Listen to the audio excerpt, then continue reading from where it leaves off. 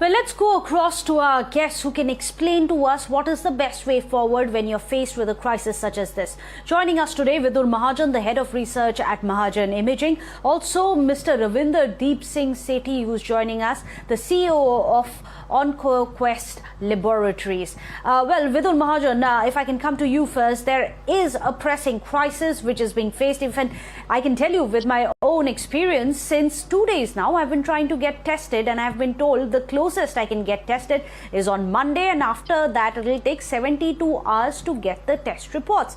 In a situation such as this, what can people do? What is leading to this massive crisis? So I think, so at the outset, thank you for having me on the show.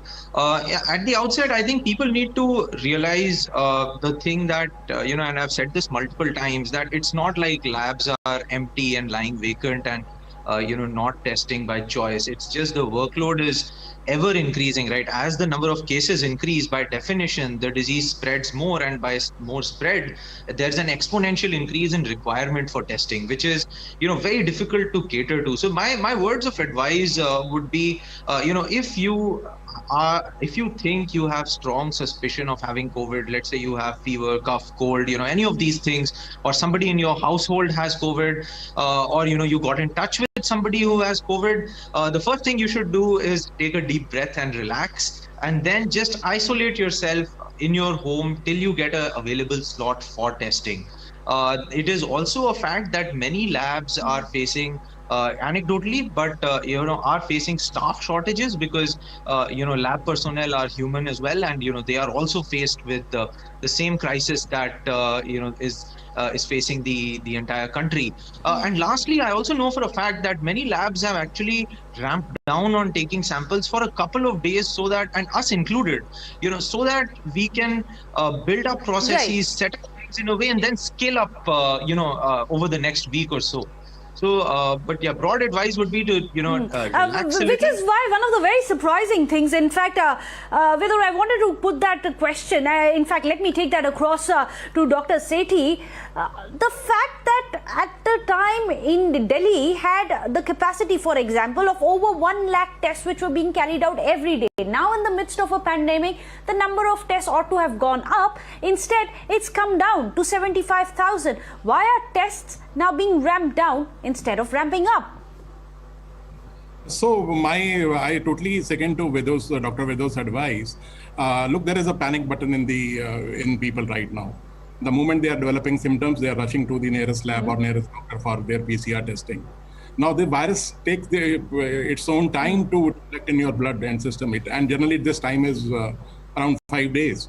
And when unnecessary people are getting tested and they are getting tested negative, and that is putting load on system.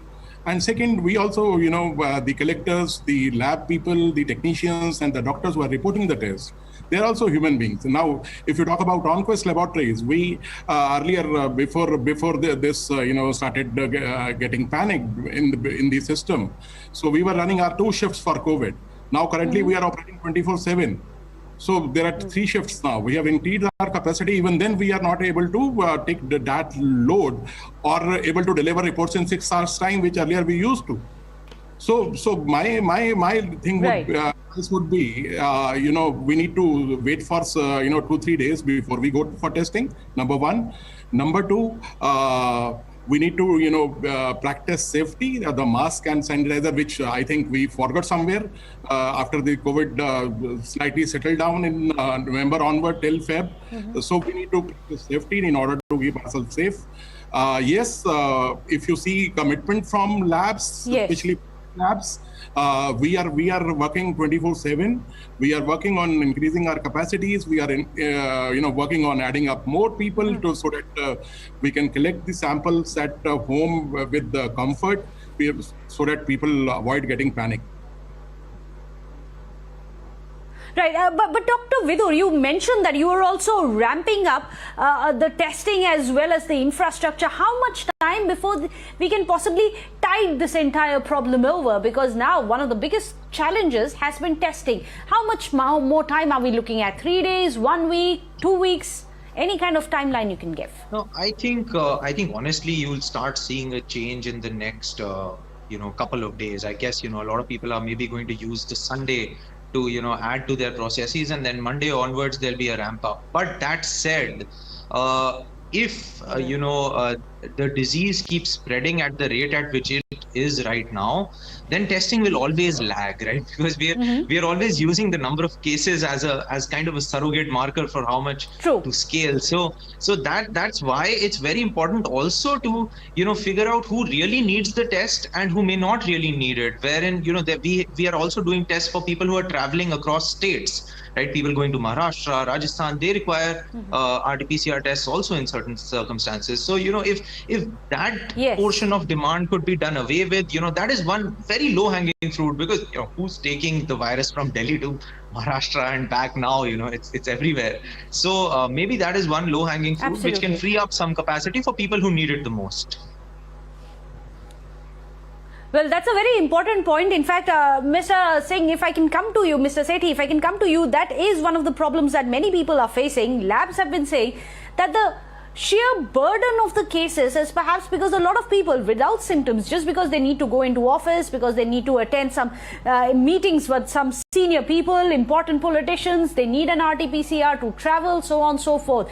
These are unnecessary, non-crucial tests which are being done. Do you think there ought to be guidelines about it as well, that the state, the center needs to set up? If I take you 1 year back when this pandemic started, it was totally made available as a valid prescription of a doctor, and the prescriptions were screened at the lab end, and the prescription was uploaded to the ICMR website as well, so that there should not be misuse of the capacity of the testing capacity we have. Now currently you see why sudden there is panic in system. So one, Dr. Vidur highlighted that is internal travel, domestic travel. People are some states are asking for negative PCR reports. Which can be avoided, I think. And second is the travel ban on international locations, wherein UK has imposed a ban after say already they have banned Indian flight. This UAE has also banned Indian flight till this weekend. So there is a lot of pressure for travelers which are coming forward, and they are creating a panic situation to get the report done. So now what solution I see for this type of low-hanging fruits, like Dr. Mahajan said. So we have got different technologies, and RT-PCR is the gold standard and the basic one, and price capped by the government. We have got other, technologies like, RT-PCR LAMP and, CBNAT technology, which are not capped, or maybe, capped at a different price point. So this traveling portion, the traveling, requirements can be pushed to that particular front, wherein if they are traveling to, say, very interesting suggestion, they need to pay a higher price point for that, and should not choke the RT-PCR, which is a basic gold standard testing made affordable by government to the public. So this I think. Well, that's a very important point. In fact, Dr. Vidur Mahajan, if I can quickly come to you, do you think it's important that these kind of systemic changes are being brought about? Because at the end of it, many would imagine, how much of a percentage ramp up can you possibly do in infrastructure if the cases don't come down, if the demand for these tests don't come down? Do you think it needs to be worked on a different angle rather than trying to ramp up infrastructure?